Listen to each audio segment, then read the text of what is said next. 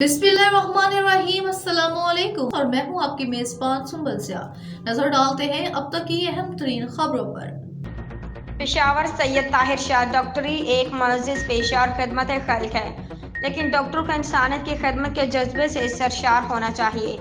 इन ख्यालात का इज़हार हेल्थ नेट अस्पताल के chief executive officer Mumtaz urologist assistant professor doctor Tauheed Farid ने मीडिया से गुफ्तगू करते किया।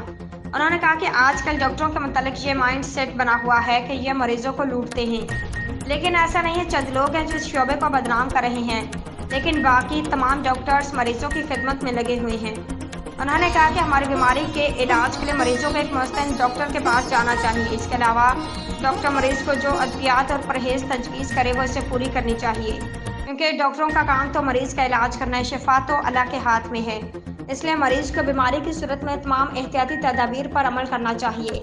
बाज़ मरीज खुद से अपना इलाज भी शुरू कर देते हैं, जो बाद में बड़े नुकसान का सबब बनता है। मर्ज अगर बढ़ने लगे तो फ़ौरन अपने मुआलिज से रजू करना चाहिए।